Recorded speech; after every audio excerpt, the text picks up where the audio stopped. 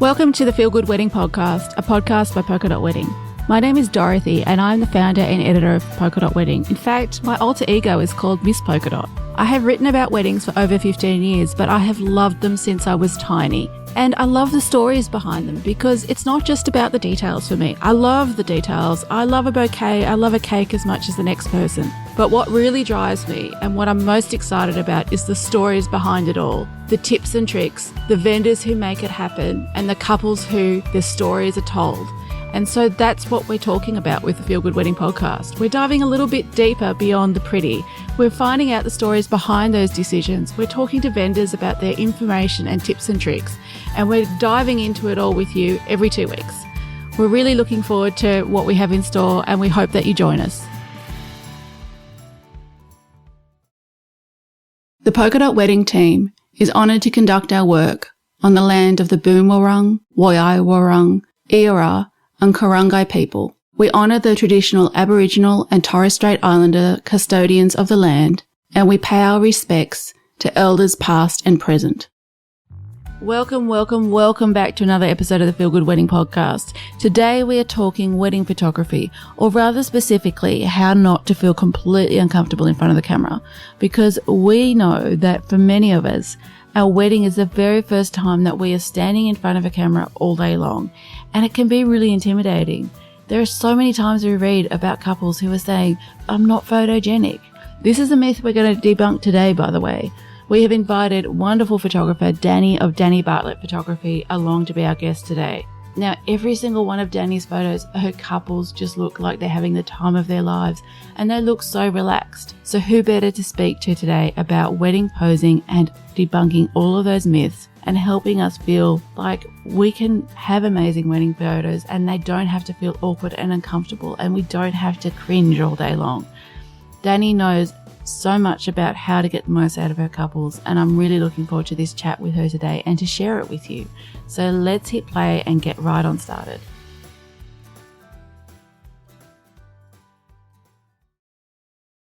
Hello, Dani. Thank you so much for joining us today. Thank you for having me. So let's kick it off. I want you to tell us all about yourself and your work at Dani Bartlett Photography. Okay. Well, for those that don't know me, I'm Dani. I started the business when I was living overseas in Hong Kong.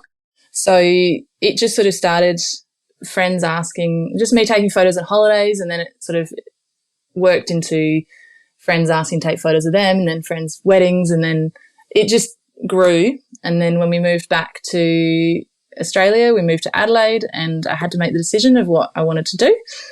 And so followed the photography, and here we are about to move to Melbourne. So I'm kind of all about the colour, as much colour as possible, really, and then just having fun with it. So nothing too posed, nothing too serious, just letting whoever is in front of my camera be them, really. I love that about your work too. Your work is really full of colour and life and joy, and it's like every photo is so happy. Thank you. That is my aim, yeah. And so, like you just said, just to tell all our listeners, you are moving from Adelaide to Melbourne.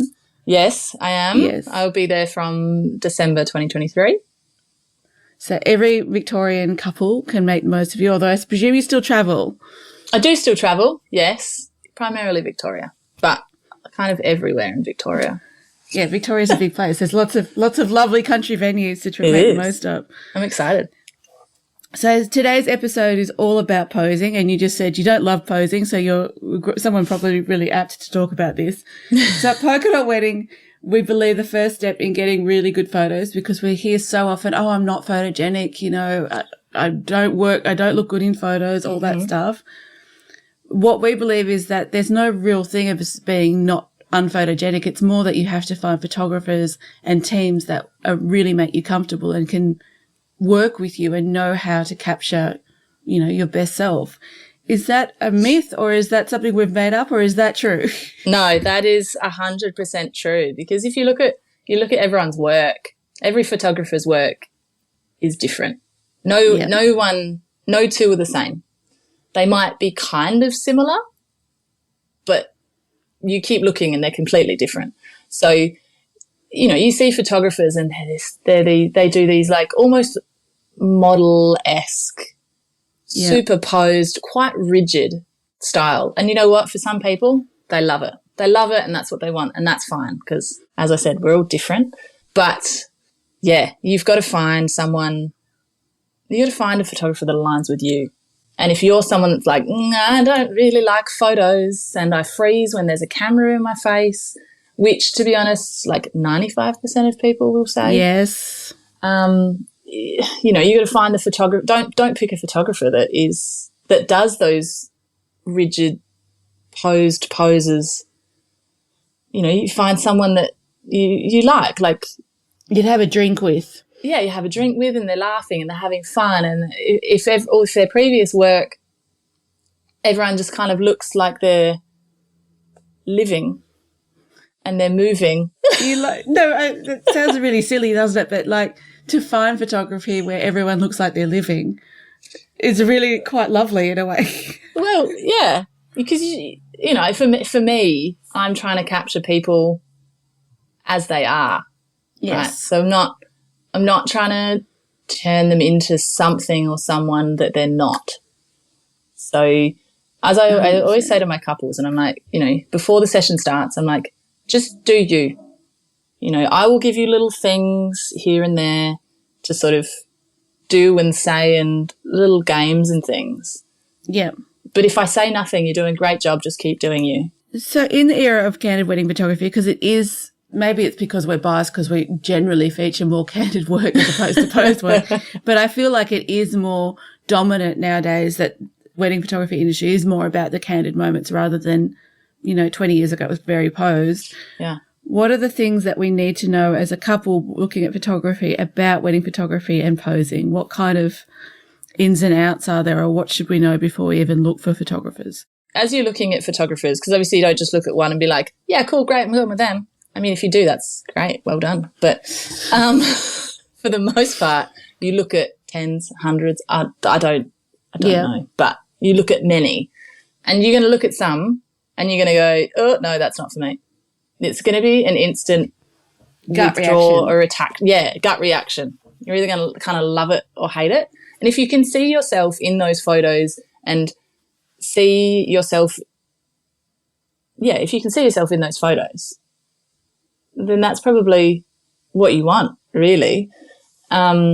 Should we be looking at full albums of photographers? Because I feel like you are going to get some posed elements, which we're going to talk about in the future, of like formal photos, etc. So is it key to look at that full album of a wedding to understand, you know, the mix of posing versus not and how it actually unfolds?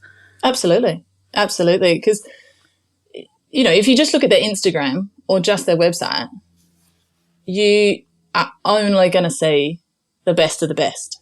Yes. So you might only see one photo from someone's day. You're not seeing the ins and outs and all the other different bits. So, but there's also nothing wrong with being like, hey, can we see one or two whole galleries? Yeah. Because, I mean, if someone asks, I'm like, yeah, sure, here you go. Here's a few.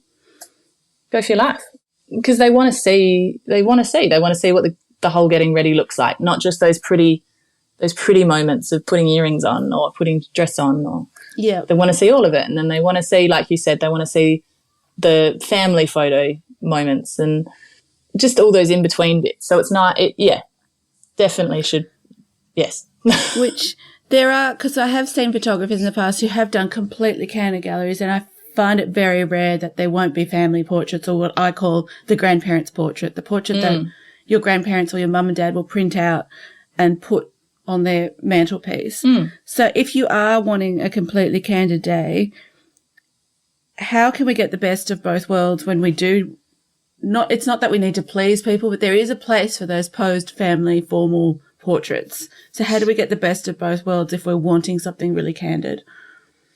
So I think if you want the candid, if you want the full candid, just kind of, I mean, okay, so there is a difference between a full candid day. Yes. And a guided candid? Is that sort of? And a guided candid.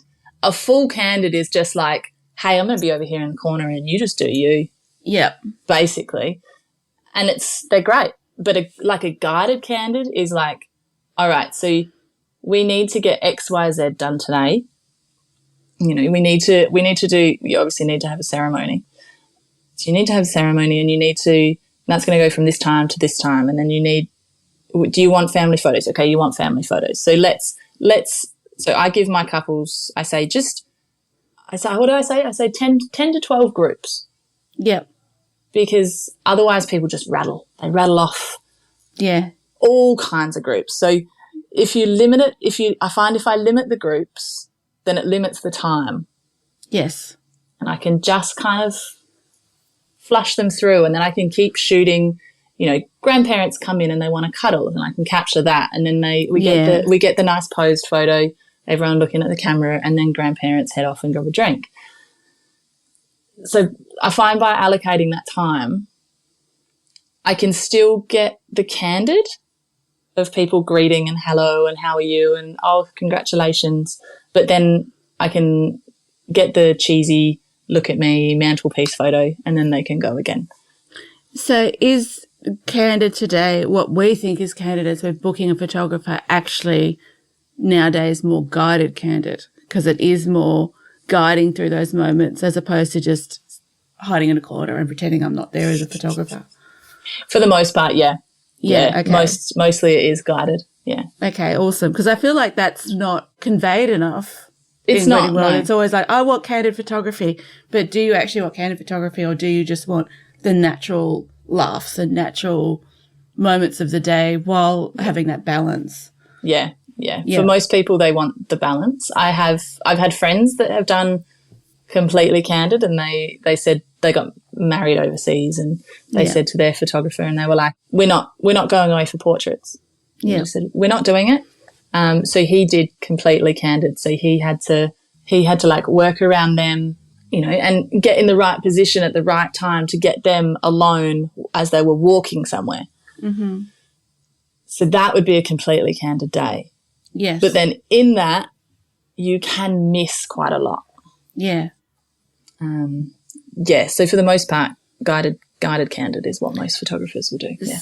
So how do you find that balance between giving direction, playing the games, giving the prompts, and that really genuine emotion of, you know, we're just so excited, we just got married or whatever, without, you know, like there's a balance, obviously. How do you do that?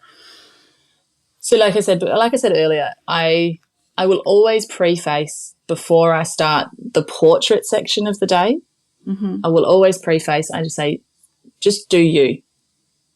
If you get stuck and you're like, I don't know where to look, I don't know what to say, I don't know what to do, push the hair off their face. Mm-hmm. I don't know, are you good at dad jokes? Make a dad joke. Whatever, cheesy, dad jokey. Yep. Push the hair off their face, tickle them, throw them over your shoulder, run away. I don't know, whatever. Just have fun. Just have fun with it. You know, if it's something that you would do when I'm not here, keep it PG. But if it's something you do when I'm not here, you might need to caveat that sentence, hey? But go for it. Like, it's just have fun. And then if you get really stuck, then I'll start inserting the games. And I've had couples where I haven't had to insert games at all. I've just been like, I'll just be here. You do you. So the games are designed to break down that, we're in front of the camera and, forget the camera's there and have fun with each other. Absolutely, yeah. So I always start the portrait sessions off moving. Yes. A lot of movement. It doesn't matter if we do walking, 10 laps of walking. The more they move, the more they relax. Yep. And once they've relaxed into it and they've gone, okay, actually this is pretty good, this is fine, then I can just be like, all right, well, you can just be over there stationary and just sort of get your faces in stupid close is what I say. Pretend you like each other on your wedding day. Correct.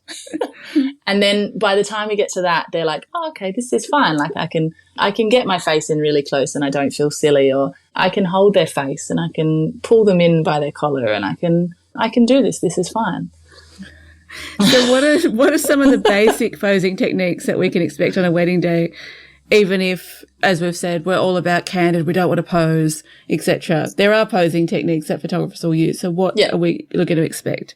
So as I said, I start with walking. So I will just say hold hands or hug their arm. I don't mind.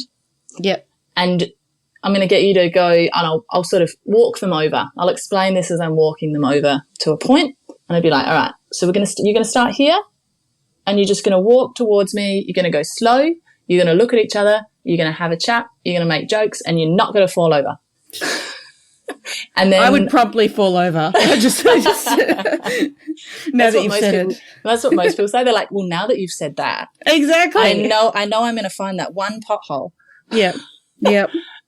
Thankfully, no one has. Oh, good. Which is lovely. But yeah, so sort of start with that. And then, you know, I'll get them to do a couple of laps of that, and then they'll relax. And then I'll be like, all right, so you're going to now just like keep walking, but you're going to push and pull each other in and out without sending the other one like flying off the hill. And so then they sort of start doing that, and I'll be like, all right, towards the end of that, I'll be like, all right, pull them in for a kiss. And I'll pull them in for a kiss, and every now and then, you know, that's when they start relaxing, and they'll, you know, one of them might spin. They might spin one of them, or all sorts of different things come from it at this point. And so then the walls have started to break down. They're like, all right, this is okay. This is fine. I can do this. And so then I'll be like, all right, just get in nice and close, face each other, hold each other, like 6 points of contact. Doesn't matter what it is. It can be hands, chest, nose, cheeks. 6 points. You make it up. I don't care. And then they can just sort of get their faces in close, have a kiss. Then they start to be like, oh, well, I'm gonna kiss them on the cheek, or I'm gonna pull them in for a big hug, or they just sort of start to relax, and they make jokes, and then or what happens is they go, oh my God, I'm never this close, and then they just start laughing. which makes for a great shot too, because the laughing shots are the best shots. Yeah. So even once those walls have broken down and I can put them in different spots, it's sort of, they start to break down, and they either start to melt into it, and they're like, oh my God, this is so sweet and I love this. Or they're like, oh my God, we never do this. What is this? And then it's just this big joke. So either way, good shots. Either way, great shots. Yeah.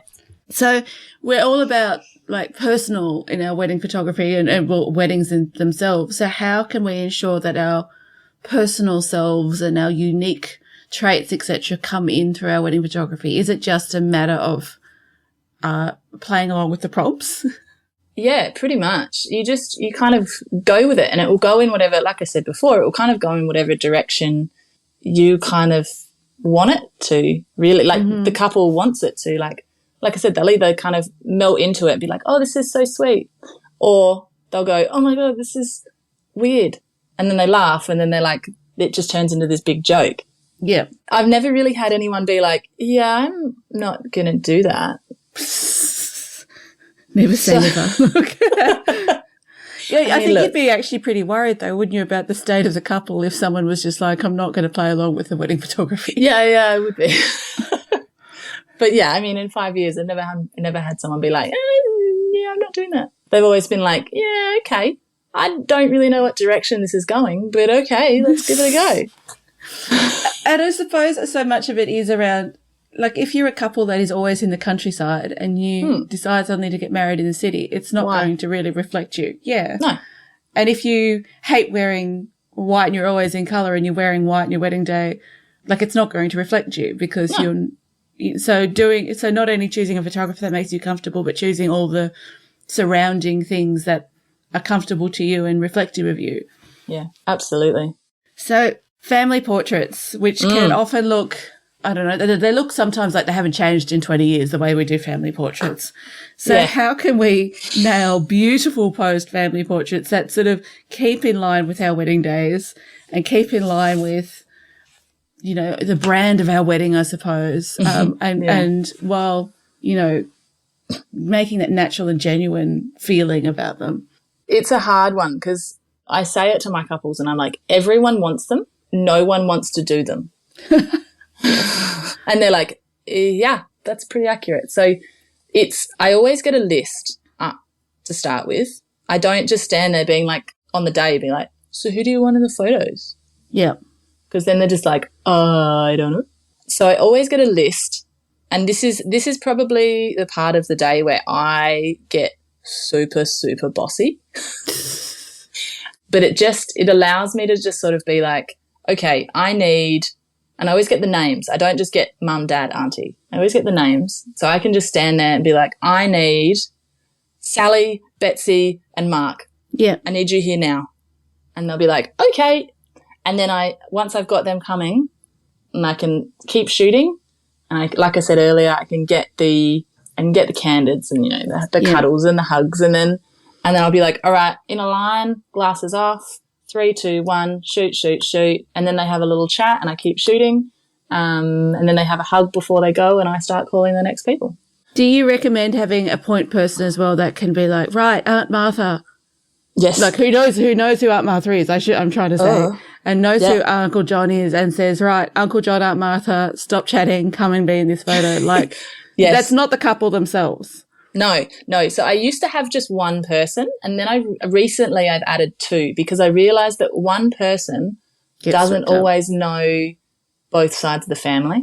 Yeah. So now I appoint 2 people, one from each side. And make sure they're bossy too. Yeah. Or can at least yell out to people and Yeah. If I've got a second shooter with me, then that's fine. Like I have the 2 people, but then I can also just send the second shooter to kind of yell at people and get them over. But yeah, I find always having family members that know who people are is needed.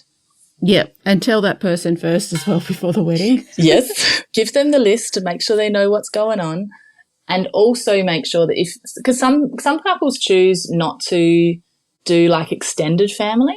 So they'll just be like immediate grandparents, siblings, parents, and then maybe like siblings, partners and stuff. But yeah, if you choose to do that, you need to make everyone aware.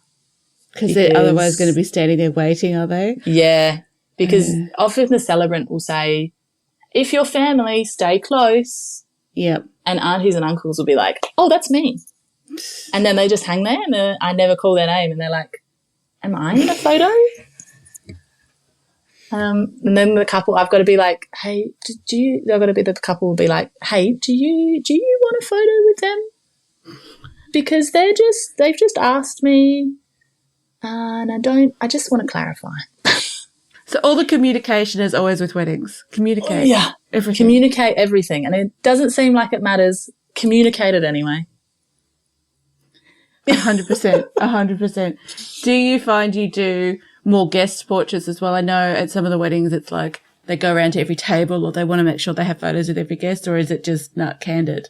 I just do candid. Once you're in the reception, I just do candid. And if people are like, hey, can you take a photo of us? I'd be like, yeah, absolutely. Yeah. You want that? I'll take that. Yeah. But I'm not someone that will go around to each table and be like, hey, who wants a photo? Yes. I have had a couple of weddings now, and I love it, where they've done a hot lap. Yeah, I love this idea. Yeah, tell us about the hot lap. So at some point during the reception, it might be as soon as they come in or just before speeches start, basically it is announced that the couple are going to go around from table to table and get a photo with everyone, like as a group table. Yep. But it's only going to happen in a 1-song duration. So you've only got, I don't know, how long does the song go for? 1.5 minutes, 2 minutes? Yep. Ish. 10 seconds per table. Yeah, pretty much. So you've got to be like, if you're on a table, get in a group, like now. And the couple they go. So they would go to table 1, photo. By the time you get to table 3, everyone realises what's going on properly. And they're like, oh, right, we're going to be quick. Oh, okay, right, let's go. Pity if you're at that first table. The first 1 or 2 tables, they panic because they're like, what are you doing? They always take a little bit longer. But by the time you get to like table 3 and 4, everyone else is like, oh, right, okay, they're coming. They're like 2 tables away, so we've got to get up. We've got a group now. Let's go. And it's good because then you get a photo with everyone. Yeah. Without offending anyone. Yeah, and spending hours trying to get the people back from the bathroom and all that sort of stuff. Yeah, to get the good shots. There's none of that. You get your shot and you're gone. But then you can come back later. Of course, you can come back later and you can chat to them. It's not like you're never going to see them again. Yes. You have those chat and those fully candid moments. But then at least you've got that one quick photo. Yeah, that one evidence that the guest was there. 100%. Yeah. So we talked about how finding a photographer that you're comfortable with is the key if you are really awkward. But if you are just really camera shy, you're dreading your wedding day, you're feeling awkward in front of the camera and you're like, I don't know how to do this. What tips do you have? Is it stuff like a pre-wedding shoot? Is it going out to coffee with your wedding photographer? Like, how can we get over that dread and that fear of wedding photography when it is so important? It is so important. I think there's two key elements that I find really help. Well, maybe three key elements that I find really calm those nerves. Meet with your photographer beforehand. Go out, wine, coffee, cheese. I don't know. What do you like? What do you both like? You do that. You want me to go out at 7:00 at night for a wine? I'll come with you. You want to go 10:00 for a coffee? I'll be there. We'll meet. We'll have a chat. We can just chat about the day, go through timelines and stuff. The second thing would be to do that pre-wedding shoot or engagement shoot, whatever you want to call it. And that can be as simple as we just want to hang out at home. I love home shoots. They're my favourite. Right, they're great, aren't they? I don't think they're it's just like, this is us now. Yeah. I find they're so underrated. Yeah. But I love them because you're just in your element. But people are always very conscious. They're like, but my house isn't pretty. No, it's fine. It's your house. It's like for the frozen moment in time, really, isn't it? Of like, this is what we were living in at this point in our life. Yeah. Yeah. It's your house. It doesn't have to be pretty. I mean, you don't want it a trash heap, but it doesn't have to be pretty. Anyway, I digress. Yeah, like a pre-wedding shoot or engagement shoot, whatever that may look like. You have a chat. I always suggest go somewhere different that you would do on your wedding day. So if you're doing a city wedding, maybe have a home session or go to the beach or find some bushland or something. And if you want to do city, we do city. It is what it is. But then the third thing would be a first look. Do see each other before the ceremony. I find that really, really calms nerves because you're already nervous about everyone's looking at me and I am the center of attention and I don't know what they're going to think when they see me and there's so many unknowns, right? So if you do that first look, at least you've seen your person and you can be like, all right, I've seen them and we're fine and who cares what happens now? Yep. Yeah, so I find those three things really calm everyone down and they kind of go, okay, I'm in good hands with my photographer and I've had the engagement session and I know how they work. So now I'm kind of good. I know how it's going to work and I've seen the photos. I know how the photos are going to turn out with me as the subject. So they're like, I'm okay now. This is okay. Yeah, I can relax into this. What do you think of shot lists? We've talked about formal photography lists, which I think is crucial. You need the list of like mum, dad, whatever. Yeah. But there was so much advice to, take a photo of the rings and take a photo of this.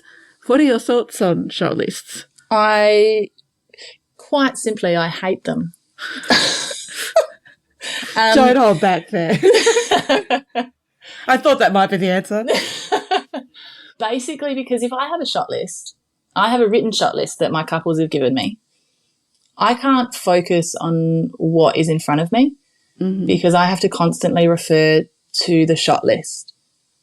And I'll be like, okay, do I have a photo of this? Do I have a photo of that? And I'm constantly having to check the list. Whereas, we spoke about earlier about seeing a whole gallery. Right. And that is going to, before you even need to send the shot list, before you've even booked that photographer, that is going to give you a good idea of what their shot list looks like.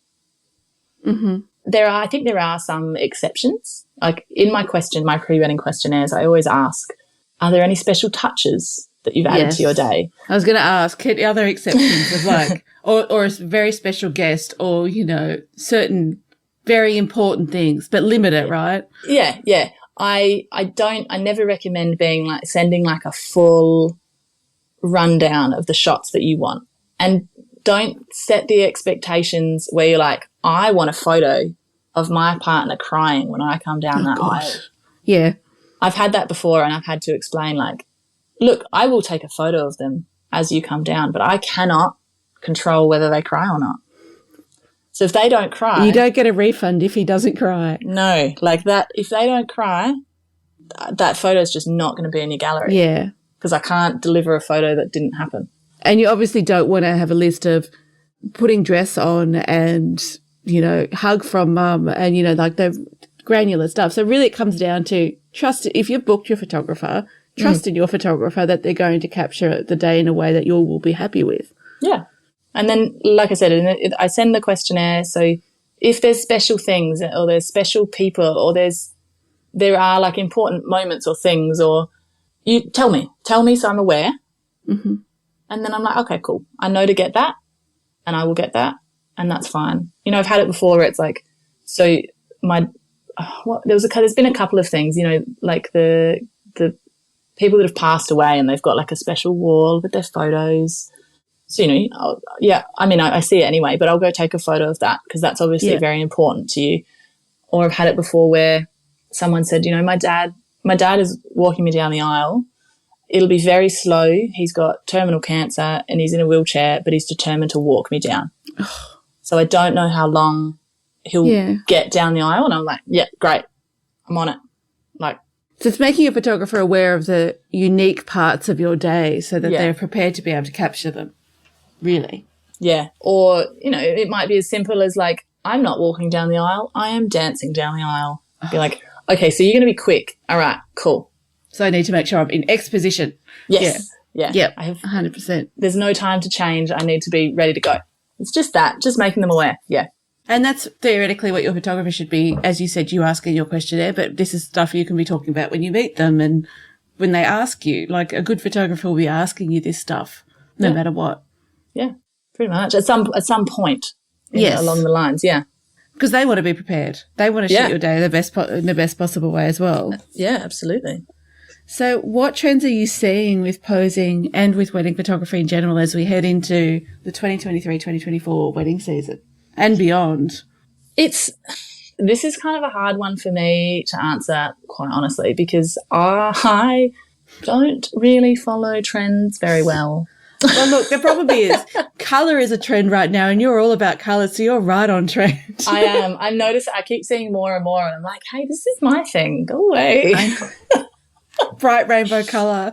Yeah. But from what I've seen, there seems to be a lot more like editorial coming in at the moment, which is that bit more posed, I find.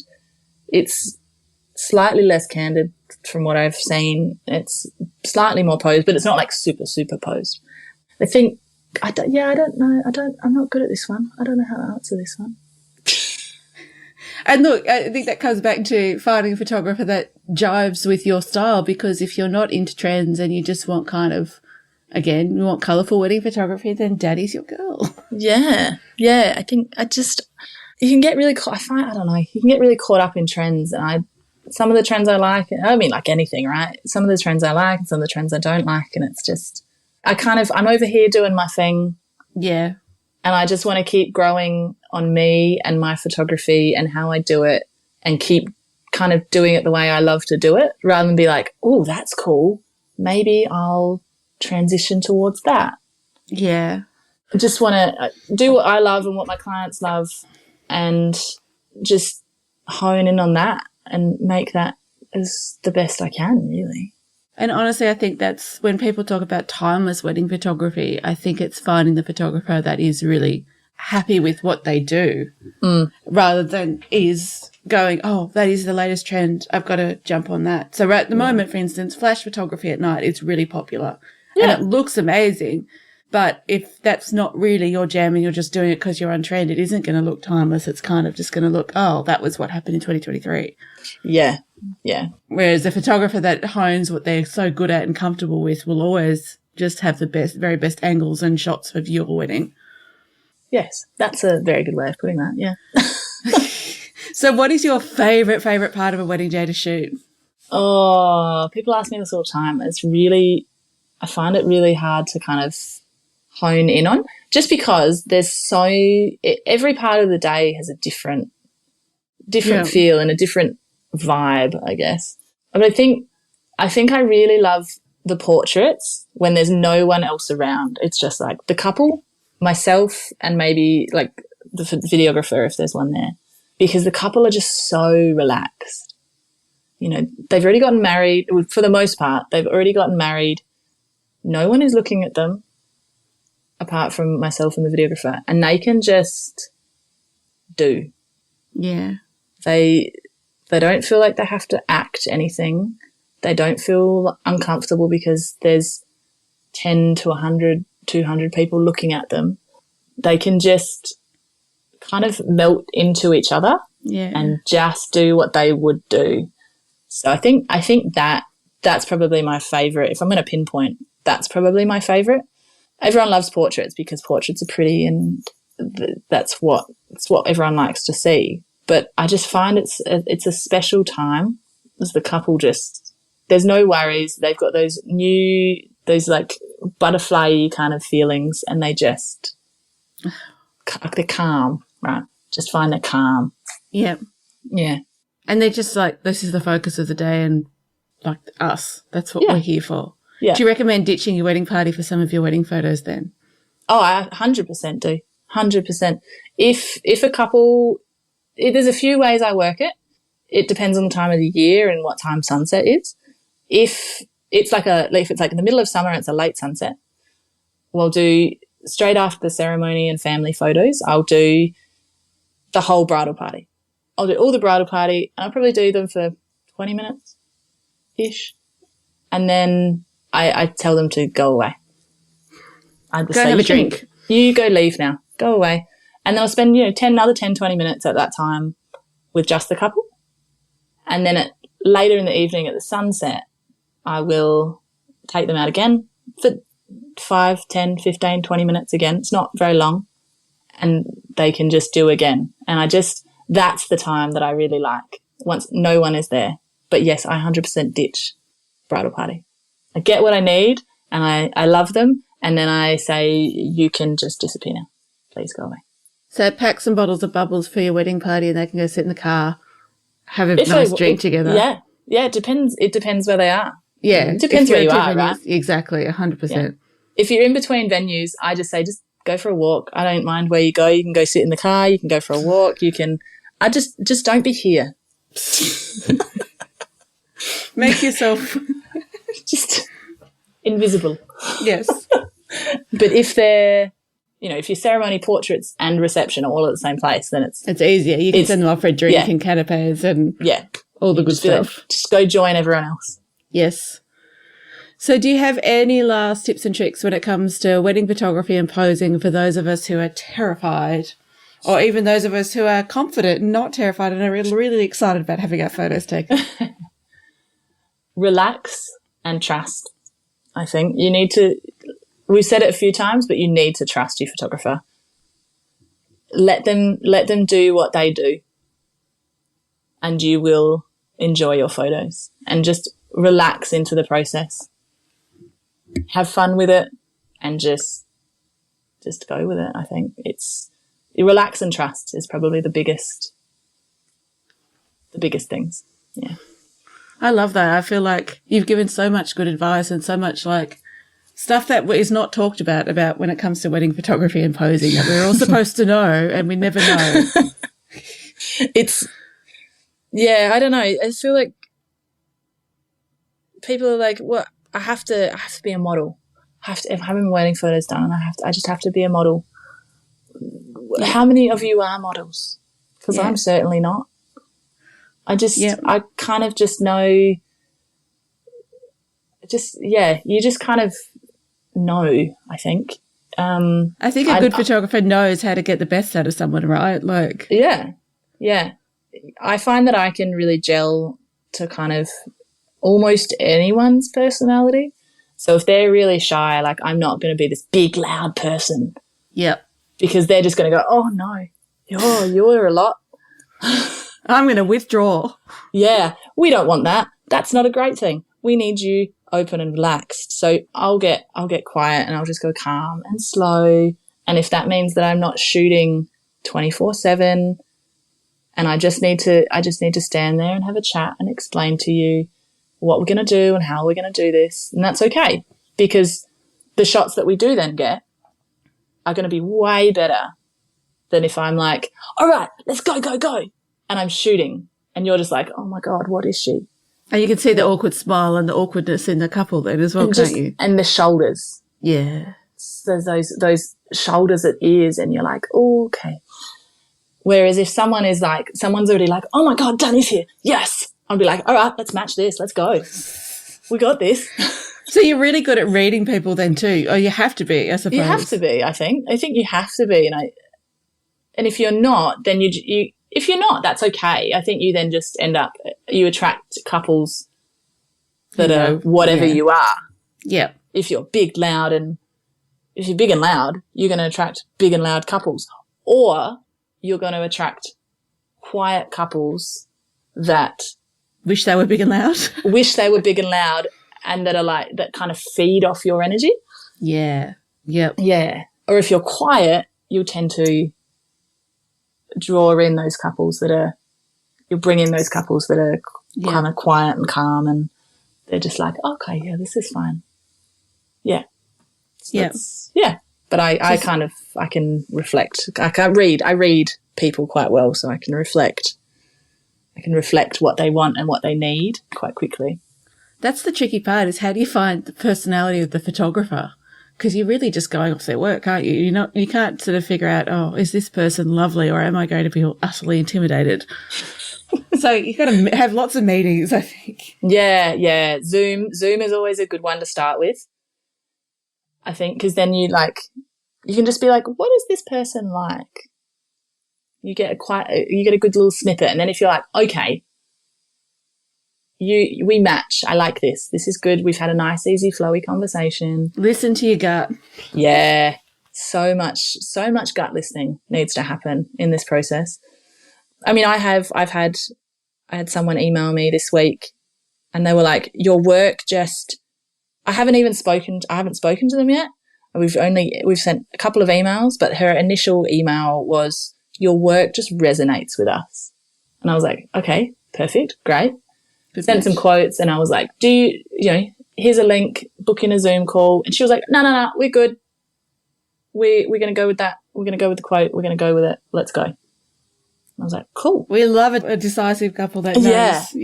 Yeah. So they were just like, no, your work, what I've got on my website and your work, they were like, you sound great. Your work looks great. They're kind of like, we're already comfortable with you. Yeah. So having that having that on my website, and I've got quite a lot about me, and I've got quite a few photos that sort of really, I find they really tell who I am. Yeah. Quite quickly. So you can get off Instagram and look at websites, look at other reviews. I did that. I looked at every single thing I could on the photographers I was looking at when we got married, because I feel like you need almost a 360 view.